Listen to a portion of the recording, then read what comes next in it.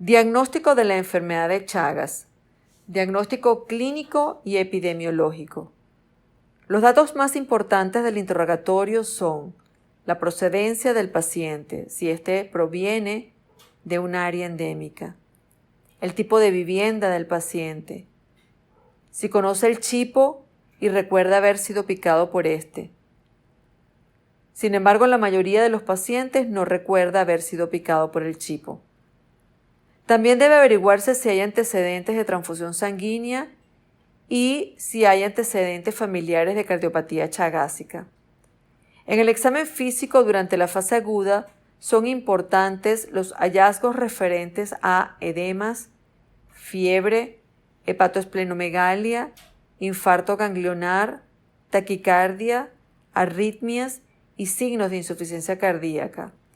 En la fase crónica se pueden encontrar alteraciones del ritmo y conducción del músculo cardíaco con o sin insuficiencia cardíaca congestiva. En nuestro país no se ven las alteraciones del aparato digestivo. En base al diagnóstico clínico y epidemiológico, se debe establecer si la enfermedad se encuentra en fase aguda o crónica. Esta orientación diagnóstica es importante, ya que el método que se va a indicar, el método de laboratorio que se va a indicar, depende de la fase de la enfermedad en que se encuentra el paciente. En la fase aguda, la parasitemia es relativamente elevada y por lo tanto, los métodos de laboratorios más indicados son los de demostración del parásito. En la fase crónica, al contrario, los métodos de demostración del parásito tienen poca utilidad, ya que la parasitemia generalmente es baja. Durante esa fase crónica, los métodos inmunológicos son los más indicados, en los cuales se detecta anticuerpos específicos contra antígenos del parásito, pudiéndose detectar a partir de la 4ª semana de la infección. De acuerdo con lo establecido por la OMS, Organización Mundial de la Salud, se debe realizar por lo menos 3 pruebas inmunológicas diferentes. Y para ser considerado un paciente infectado por Trypanosoma cruzi, debe dar positivo en al menos 2 de estas 3 pruebas. Método de laboratorio. Entre los métodos de laboratorio para hacer el diagnóstico de enfermedad de Chagas encontramos los métodos de demostración del parásito, los cuales son utilizados en la fase aguda, los métodos inmunológicos, que se utilizan más que todo en la fase crónica, y los métodos de biología molecular. Métodos de demostración del parásito directos. Entre los directos, primero, examen de sangre al fresco. Con este método podemos visualizar la presencia de parásitos móviles circulantes en la sangre del paciente. Se extraen de 5 a 10 microlitros de sangre que se coloca entre lámina y laminilla y se revisa al microscopio con objetivo de 40x. La sensibilidad es menor del 50% para un solo examen. Entonces debe ser repetido varias veces para diferentes muestras de sangre de un mismo paciente y de esta manera aumentar la sensibilidad. Gota gruesa. Con este método podemos concentrar un mayor número de parásitos en un área reducida. Es útil en los casos donde la parasitemia es baja. Este método consiste en colocar sobre la lámina portaobjeto varias gotas de sangre del paciente, entre 4 a 5 gotas, y utilizando una aguja o la esquina de otra lámina portaobjeto, se mezclan por varios minutos para defibrinar, con movimiento circular, creando un área aproximada a la de una moneda. Se deja secar y se fija para luego colorear con guinza. Se lava con agua corriente, con lo cual se rompe el exceso de glóbulos rojos. Se deja secar y se observa con el objetivo de 100x. La sensibilidad es del 66 al 70% y se incrementa en función al número de veces que se repite. Extendido. Con este método se puede identificar morfológicamente la especie de trypanosoma. Consiste en colocar una gota de sangre, aproximadamente 40 microlitros, en un extremo de la lámina portaobjeto y extenderla con el borde de otro portaobjeto, otra lámina portaobjeto. Se hace el extendido, se deja secar, se fija con metanol y se colorea con guinza al 10%. Posteriormente, se observa al microscopio con objetivo de 100x, que es el objetivo de inmersión, y se utiliza cuando el examen al fresco resulta positivo. Métodos de concentración. Análisis de la crema leucocitaria. Este método consiste en centrifugar la sangre del paciente con heparina y observar al microscopio la crema leucocitaria. El método aumenta la sensibilidad del examen al fresco en la fase aguda. Triple centrifugación. Consiste en remover los glóbulos rojos de la sangre heparinizada mediante centrifugaciones a baja velocidad y centrifugar el plasma recolectado a mayor velocidad para buscar los parásitos en el sedimento. La sensibilidad alcanza hasta un 70% en la fase aguda. Centrifugación con silicón líquido. Consiste en añadir silicón líquido a la sangre heparinizada. Al centrifugar, se obtienen los glóbulos rojos en el sedimento y los leucocitos y parásitos en el plasma, por encima de la capa de silicón. Este método aumenta la sensibilidad del examen al fresco. Técnica de Struve. Una vez retraído el coágulo, el suero recolectado se centrifuga para ver al microscopio el sedimento. La sensibilidad es de 95% en la fase aguda. Este método puede ser mantenido en cultivo y observado semanalmente por unas 3 semanas. Biopsia. Punción de biopsia ganglionar y biopsia muscular. Estos se utilizan para comprobar las formas tisulares de Trypanosoma cruzi. Se pueden ver en los tejidos los llamados nidos de amastigotas en su interior y sirve en algunos casos para el diagnóstico de la enfermedad, pero no son realizados de rutina porque son métodos invasivos, cruentos y muy costosos. Cuando hablamos del método diagnóstico de elección, es aquel método que es de fácil realización, de bajo costo y de alta sensibilidad y de alta especificidad. Como podemos ver, el método de concentración de mayor especificidad y sensibilidad sería la técnica de Struve como método diagnóstico parasitológico. Pero realmente los métodos que se hacen más frecuentemente para el diagnóstico de enfermedad de Chagas en fase aguda es los métodos directos de extendido y gota gruesa. Entonces, esos 3 serían los métodos diagnósticos de elección. La siguiente imagen corresponde a un extendido de sangre periférica coloreada con INSA.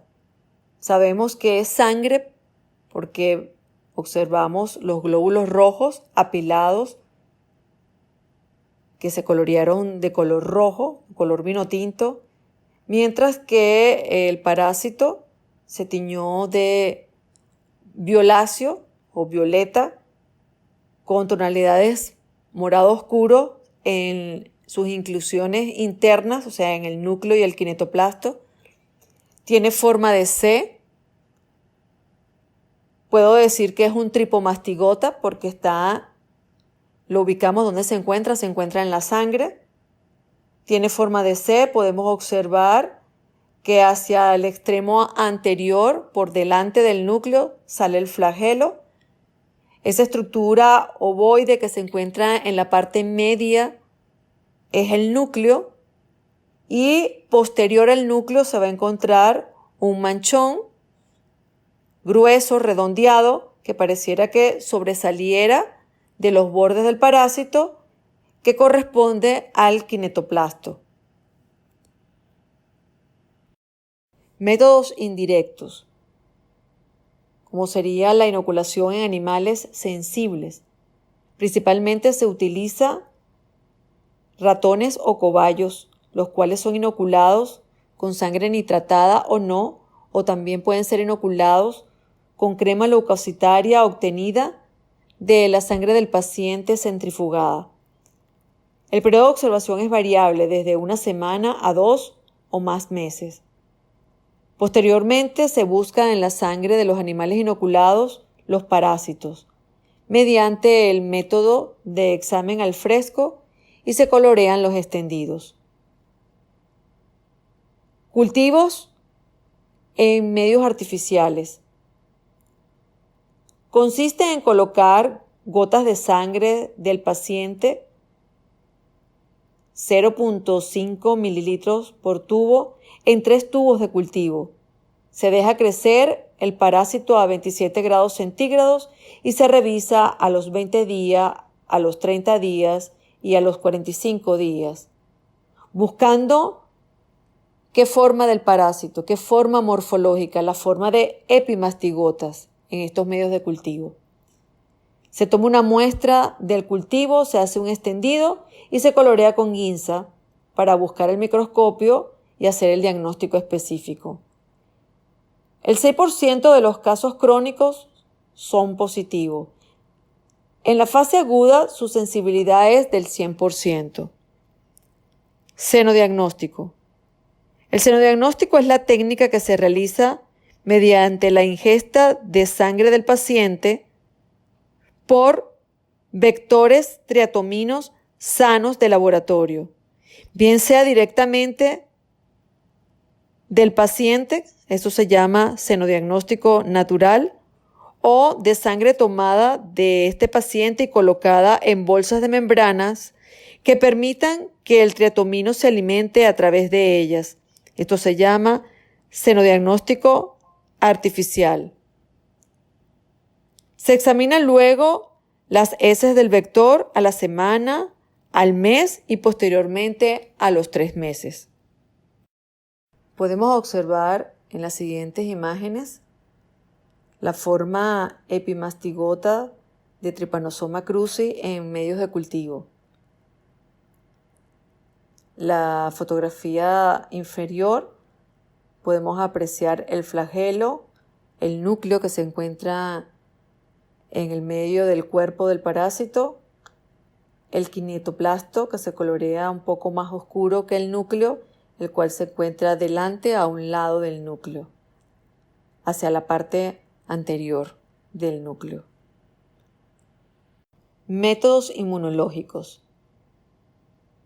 Los métodos inmunológicos se realizan para el diagnóstico de la enfermedad de Chagas en fase crónica. Existen los siguientes métodos inmunológicos: reacción de fijación de complemento o prueba de Machado-Guerreiro, hemoaglutinación indirecta, reacción indirecta de anticuerpos fluorescentes, inmunoensayo enzimático, test de aglutinación directa, Western blot y ELISA. Anteriormente, la prueba de oro para el diagnóstico de enfermedad de Chagas era la prueba de Machado-Guerreiro, que en la actualidad no se está realizando porque es una prueba muy costosa y de difícil realización. Según la Organización Mundial de la Salud, quedaron aprobadas 3 pruebas inmunológicas para el diagnóstico de enfermedad de Chagas en fase crónica, como son la hemoaglutinación indirecta, la reacción indirecta de anticuerpos fluorescentes, RIAF, también abreviada como IFI, inmunofluorescencia, y la prueba de inmunoensayo enzimático ELISA. El consenso indica que con 2 pruebas inmunológicas positivas se puede definir a una persona como chagásica. Reacción indirecta de anticuerpos fluorescentes o inmunofluorescencia. El primer paso para la realización de esta prueba es preparar un suero hiperinmune antiglobulina humana.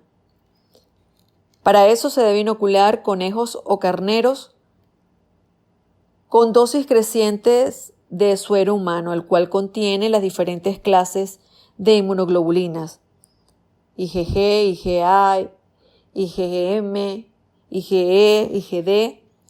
El animal reacciona contra esas globulinas extrañas formando anticuerpos, los cuales constituyen la antiglobulina humana.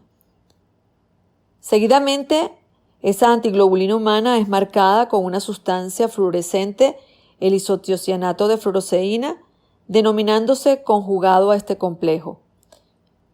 Cuando la luz ultravioleta excita al isotiocianato de fluoroseína y las ondas de 500 a 530 son recogidas en un microscopio adaptado para este fin, aparece una coloración verde intensa y brillante. Para la ejecución de la reacción se coloca y se fija el antígeno, o sea, las formas de tripo y epimastigota de Trypanosoma cruzi, sobre una lámina. Posteriormente se añade el suero del paciente, el cual debe contener los anticuerpos, o sea, las globulinas anti-Trypanosoma cruzi. La reacción antígeno-anticuerpo que se produce es incolora y para evidenciarla se añade la antiglobulina marcada, la cual se fija sobre las inmunoglobulinas humanas, examinándose posteriormente al microscopio de fluorescencia, los cuales se verán las formas de epimastigotas y tripomastigotas con una coloración verde brillante. Cuando la reacción es negativa, esto es porque faltan en el suero anticuerpos contra Trypanosoma cruzi, la globulina humana no tiene dónde fijarse y no hay coloración verde brillante. Se pueden preparar conjugados que detectan clases específicas de inmunoglobulinas. Entonces, en este caso nos interesa mucho la detección de la inmunoglobulina M, que es la que está circulante en la fase aguda de la enfermedad, y la inmunoglobulina G en la fase crónica de la enfermedad. ELISA.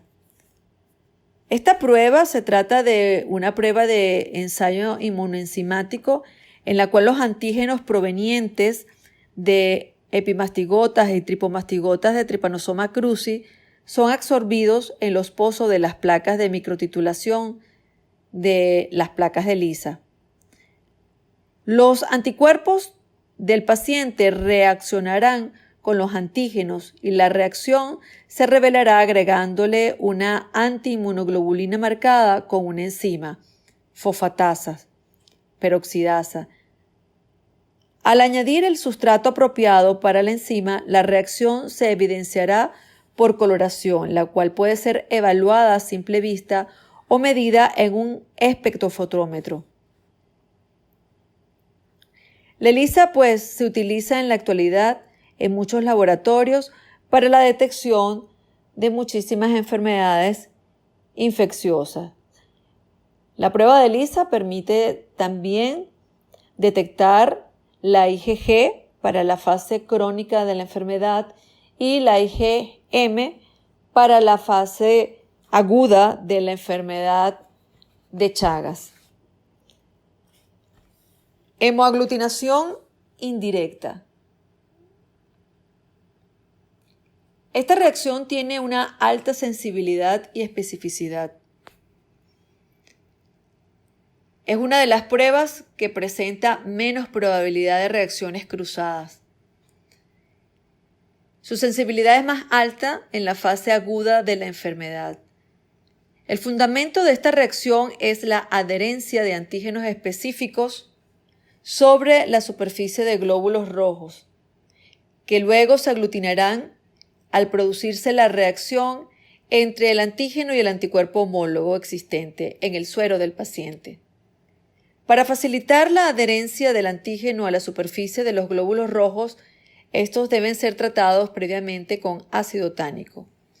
La ejecución de esta prueba se hace en dos etapas. Una primera etapa que consiste, como dije anteriormente, la tanización y la sensibilización de los glóbulos rojos de carnero con el antígeno de Trypanosoma cruzi. Las cantidades o dilución del antígeno a utilizar son previamente establecidas mediante titulación. La segunda etapa es la reacción propiamente dicha, que consiste en colocar cantidades apropiadas de una suspensión de los glóbulos rojos tanizados y sensibilizados, junto con diluciones del suero del paciente. Si existen anticuerpos específicos contra Trypanosoma cruzi en el suero, estos van a reaccionar directamente con el antígeno y se producirá hemoaglutinación, lo cual puede ser visto fácilmente en el fondo del pozo de la placa. Si no hay anticuerpos, no habrá reacción y por lo tanto no hay aglutinación, produciéndose la sedimentación de los glóbulos rojos. Entre los métodos de biología molecular tenemos la hibridación molecular de ADN. Esta es una técnica diagnóstica que utiliza sondas, que son fragmentos de ADN sintetizados químicamente, capaces de reconocer por hibridación molecular secuencias de nucleótidos específicas del ADN nuclear o del kinetoplasto de Trypanosoma cruzi, que estén presentes en el suero o en la orina de los pacientes. El resultado se observará al revelar el marcador que lleva la sonda de ADN. PCR, reacción en cadena de la polimerasa. Esta técnica tiene gran sensibilidad y especificidad, una especificidad de 85 a 95%. Se basa esta técnica en la amplificación de secuencias repetitivas y específicas del ADN del parásito. Para ello se ha utilizado diferentes secuencias. Entre estas se encuentran la del ADN del kinetoplasto, que son consideradas altamente sensibles y específicas, ya que solo se amplificaban el ADN del núcleo de Trypanosoma cruzi. Otros métodos que se utilizan, más que todo desde el punto de vista de investigación, no de diagnóstico para el diagnóstico de rutina, sería la biopsia cardíaca, la cual es muy cruenta y costosa, la prueba de inmunohistoquímica y pruebas de inmunofluorescencia en tejido. Entre los métodos auxiliares y paraclínicos tenemos la electrocardiografía, la ecografía, la rayos X de tórax, la tomografía de tórax. Todos estos métodos que individualmente no permiten un diagnóstico etiológico definitivo, sin embargo, asociados con los métodos inmunológicos y de demostración del parásito, son de gran valor en las conductas terapéuticas y en el pronóstico de la enfermedad. Tratamiento antiparasitario de la enfermedad de Chagas. Este tratamiento está indicado en aquellos casos con parasitemia o cuando se sospecha un riesgo importante, tal y como en los casos agudos, transmisión congénita, trasplantados, infección por transfusión, infección oral, reactivación por inmunosupresión o por coinfección por VIH e infección accidental de laboratorio, y en niños menores de 12 años. Podría extenderse a adolescentes y adultos jóvenes si la infección fue adquirida en los últimos 12 años. Desde hace varias décadas, solo existen dos drogas útiles para el tratamiento antiparasitario, como es el Infurtimox y el Benidazol.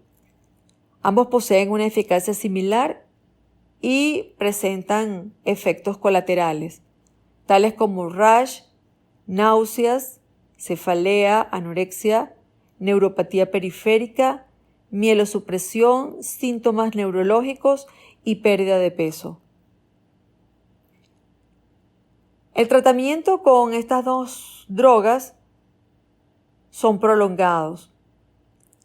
El venidazol viene en comprimidos de 100 miligramos y en los adultos se le administra una dosis de 5 a 7 miligramos kilo peso día en 2 tomas vía oral por 30 a 60 días. Y en menores de 12 años, la dosis es de 7 a 10 miligramos kilo peso día. El nifurtimox, su presentación es en comprimidos de 120 miligramos, se administra por vía oral a la dosis diarias en adultos mayores de 16 años de 8 a 10 miligramos kilo peso día. En adolescentes hasta 16 años, la dosis es de 12.5 a 15 miligramos kilo peso día. Y en niños, la dosis es de 15 a 20 miligramos kilo peso día. La duración del tratamiento es de 3 meses aproximadamente. En casos de transmisión congénita, la dosis es de 10 a 20 miligramos kilo peso. La tasa de curación en agudos se ha reportado en 80%. La curación se evalúa habitualmente mediante la negativización de la parasitemia y la reducción o negativización en los títulos de anticuerpos. Esto es variable de acuerdo al tipo de infección. En la infección congénita caen en 1 año. En la aguda, 3 a 5 años. En la crónica reciente, en 5 a 10 años. Y en la crónica tardía, en 10 a 20 años. El periodo de evaluación debe ser de 20 años. Algunos estudios demuestran tasas de curación alrededor de 60% en menores de 12 años y en general de más del 50% en casos agudos. En casos crónicos, los resultados requieren mejor evaluación. El consenso es que aquellos infectados menores de 50 años sin cardiomiopatía grave deben ser tratados. La reacción en cadena de la polimerasa PCR puede ser usada para evaluar la curación en los sitios donde se puede realizar. La medicación no específica incluye manejo de los trastornos del ritmo cardíaco con amiodarona o implante de marcapasos y de la insuficiencia cardíaca cuando ocurre. Cadena epidemiológica. La cadena epidemiológica está conformada por 3 eslabones. Eslabón A, fuente primaria de infección o reservorio. Eslabón B, mecanismo de transmisión. Eslabón C, hospedador susceptible. El eslabón A, o fuente primaria de infección. La Trypanosomesis americana es una enzootia de mamíferos silvestres y el hombre es un hospedador accidental. El número de hospedadores silvestres infectados y responsables de mantener la infección enzootica es muy elevado. Se dice que hay cerca de 180 especies de mamíferos, citándose en particular como buenos reservorios habitualmente infectados al armadillo y al rabipelado. Pero serán reservorios relevantes aquellos que puedan acercar la infección a la vivienda rural humana. Entre estos, ciertos roedores, como la rata y el ratón doméstico, de nuevo hay que hacer mención del rabipelado. También son importantes los animales domésticos, como el perro y el gato.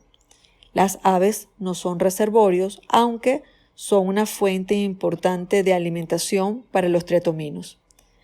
También es importante la cercanía de la vivienda al ecosistema de transmisión enzootica, como son las palmeras. La palma yagua ha sido utilizada sus hojas para la construcción de techos de casas y canelles. Allí suele habitar los triatominos, los cuales circulan entre las palmeras y las casas. De esta manera parece existir que hay una comunicación entre los ciclos silvestres y ciclos domésticos. e incluso se puede dar el ciclo silvestre en áreas urbanizadas, siempre que coexistan reservorios, vectores y un ecosistema vegetal apropiado, tal como ocurre en ciertas urbanizaciones de grandes ciudades como Caracas, donde se han encontrado rabipelados, ratas negras y perros, y así como también el vector Pastrongylos geniculatus altamente infectados. Eslabón B. Mecanismo de transmisión. En el mecanismo de transmisión de esta enfermedad existen varias vías. El primer mecanismo que vamos a hacer mención es la transmisión vectorial.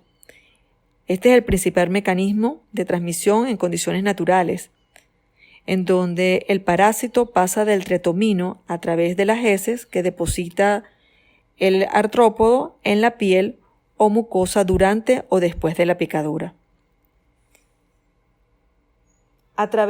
El mecanismo de transmisión a través de las transfusiones. Esta forma de transmisión se presenta en aquellas zonas endémicas donde los donadores de sangre tienen parásitos circulantes. En la sangre almacenada en la nevera de los bancos de sangre, los parásitos pierden su viabilidad después de 3 semanas.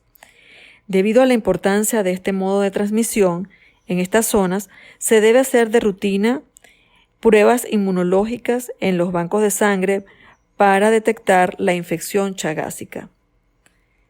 Transmisión a través de trasplantes de órganos. Lo mismo que con la transfusión, los trasplantes de órganos de donadores procedentes de zonas endémicas pueden llevar los parásitos que al llegar a un hospedador inmunosuprimido diseminan la parasitosis.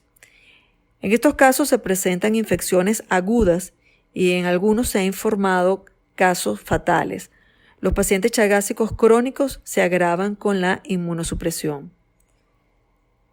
Transmisión congénita. Este modo de transmisión ha sido plenamente demostrado en algunas zonas endémicas de diferentes países. Por lo tanto, se debe estudiar las madres embarazadas y a los recién nacidos. Se dice que hay una transmisión entre el 1 al 10% de las mujeres embarazadas chagásicas.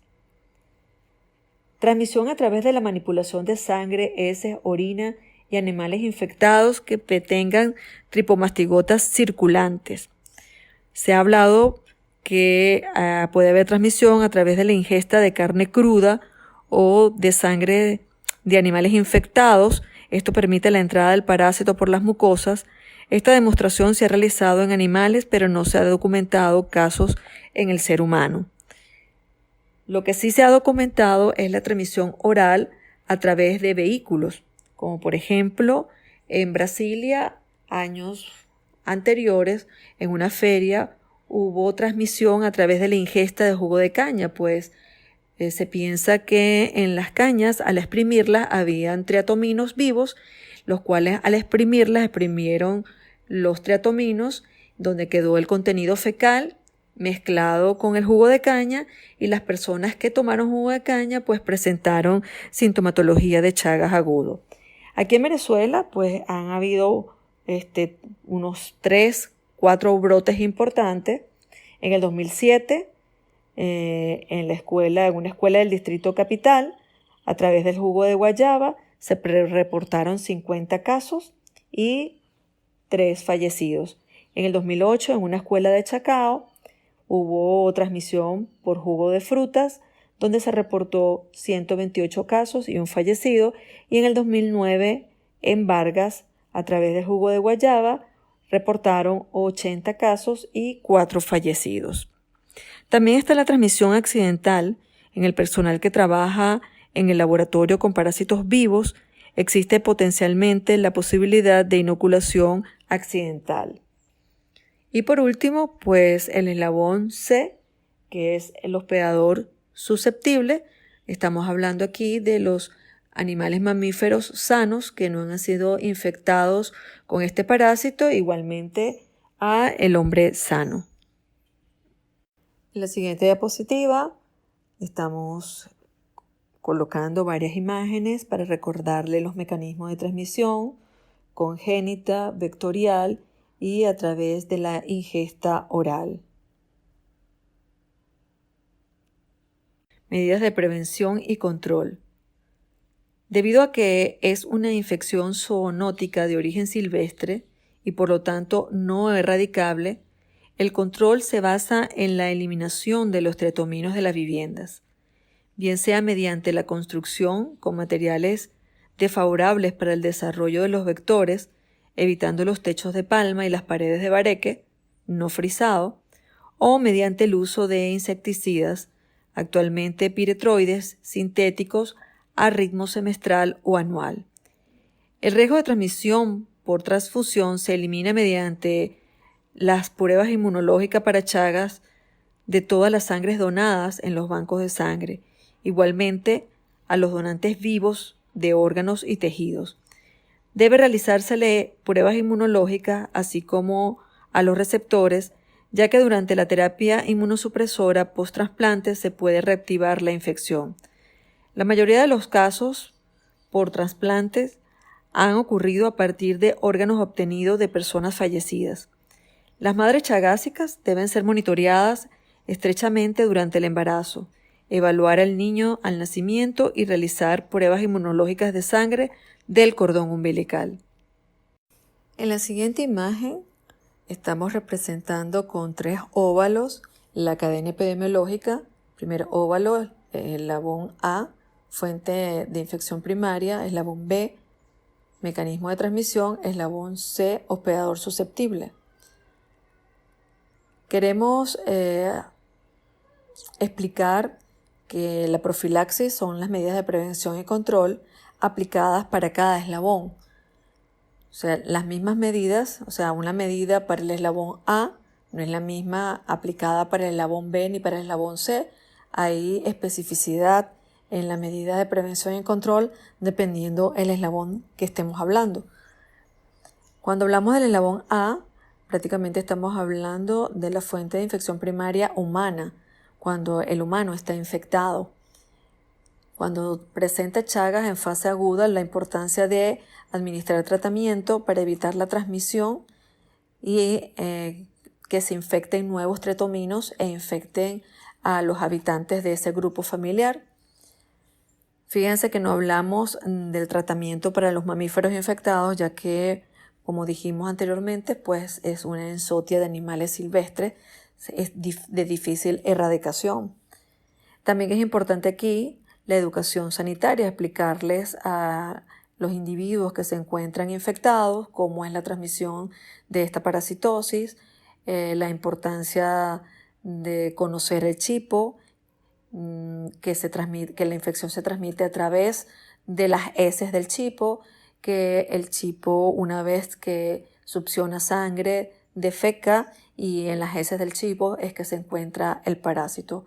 Entonces, en esa explicación, pues le estamos dando educación sanitaria a este grupo del eslabón A. El eslabón B, que es el mecanismo de transmisión, pues las medidas de prevención y control están dirigidas a la transmisión principal, que es la transmisión vectorial. O sea, más que todo las medidas de prevención y control van dirigidas al vector, al triatomino, eliminar el triatomino, como serían las fumigaciones, las nebulizaciones de las viviendas, la eliminación de criaderos, para que no haya transmisión de la infección. Claro, si estamos hablando de la transmisión transplacentaria, de la transmisión que es el mismo Chaga congénito, de la transmisión por transfusión o trasplantes de órganos, pues ahí la medida de prevención y control sería realizar pruebas inmunológicas para ver si hay infección en esa sangre que ha sido donada o en ese órgano que ha sido donado, igualmente a los receptores de los órganos, ya que la persona que recibe el órgano que va a ser trasplantada, pues se le administran drogas inmunosupresoras. Si se le administra un órgano que presenta el parásito, pues lo que va a hacer es acelerar el proceso de infección de esta parasitosis. Bien, en cuanto al eslabón C, pues que es el hospedador susceptible, el hombre sano y el animal sano, pero nos vamos a enfocar, ¿verdad?, en el hombre sano. Hay que explicarle al hombre que sea la medida de prevención y control, sería la educación sanitaria, explicar a las personas, igualmente que al eslabón A, cómo se transmite este parásito, que este parásito requiere para la transmisión un vector biológico, el cual es el chipo, explicarle cómo es el chipo, cómo es el proceso que él nos, a través de cuando succiona sangre, no transmite el parásito, sino a través de las heces. Y entonces aquí la protección es individual, proteger al hombre que está sano. ¿Y cómo lo protegemos? Bueno, colocando mosquiteros, impregnados de insecticida, tela metálica en las ventanas, reacondicionando las viviendas, no utilizando viviendas, no construyendo viviendas con techos de palma ni paredes de bareque y adobe, uso de repelentes individual, ¿no? Y bueno, aquí hablan de vacunas, pero todavía realmente no se ha llegado a la creación de una vacuna que nos proteja de la enfermedad por Trypanosoma cruzi.